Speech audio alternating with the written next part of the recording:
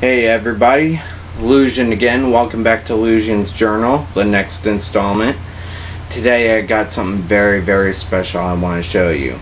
Last Christmas I was shopping for my girlfriend, who is now my fiance, looking for the perfect gift for her, and I was in this old jewelry shop that sold things from all around the world, you know.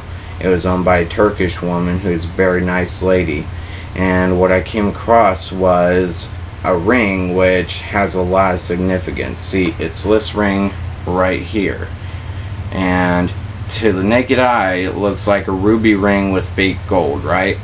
Well, this is an authentic ring from 1944 Germany. Okay, yeah, and we know what all that's about, you know, bombing, bullets, everything.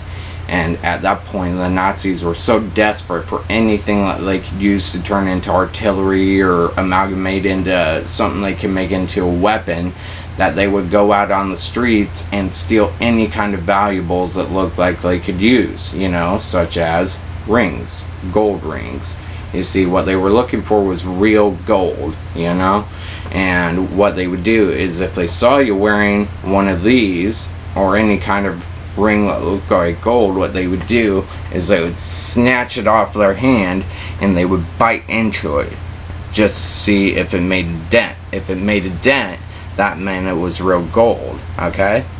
But this is the way people that had these particular rings would wear them out into public, you know, fake gold, just a regular old ruby, because then, you know, the Nazis would probably just throw it in the street and say, here, take it, we can't use it.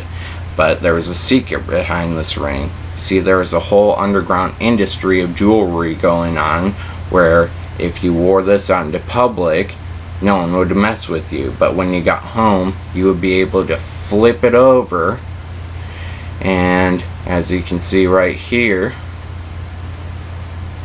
actual diamond, and right here in the very center under the diamond, that's actual gold. That's what the Nazis were looking for.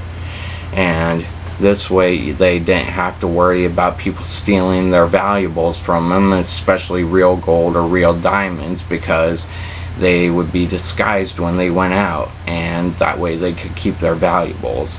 And it's just really amazing that even in those really dark days when people didn't have any rights, they would take these and they would have this, and this is sort of their way of saying, fuck you, Nazis. You know, you are not going to rob us of our property, you're not going to rob us of our dignity in this way. What we're going to do is we're going to smuggle our freedom in. And so things like this started popping up outside, in public, inside. You had just something that you could cherish and treasure forever. And, you know, it just speaks volumes about the will of the people, even in a place and a time when they had absolutely no liberties whatsoever, even if you weren't a Jew, you know. And so this ring just fascinated me, and I knew this was I knew right off the bat that this is what I had to get my girlfriend, now fiance, for Christmas.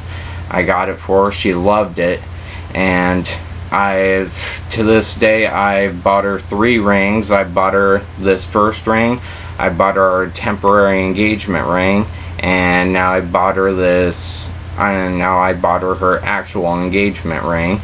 But this, above all, is probably the one that to me means the most, you know, as far as history, as far as anything goes, you know, just because of the history behind it, because people wore this ring, you know, not cowards, brave people wore this ring. They decided that they were not going to be messed around with. And so this is like a reminder to me, and I hope it's a reminder to my fiance, that if anybody ever tries to take your freedoms away, if anybody ever tries to mess with your liberty, just smuggle your freedom in, you know. And let this be a reminder to you that Nazi Germany, people were brave enough to do something like this, which they would probably be thrown in jail for, maybe executed, I don't know, then if you have something that people aren't letting you do, but you want to go ahead and do it anyway, I'm not talking about murdering or raping somebody, don't do that, but just something that you feel like you have a natural right to, do it. Make sure just do it in broad daylight, you know, because right now we're living in America, we're not living in Nazi Germany. Don't let anybody stop you from having the things that you want.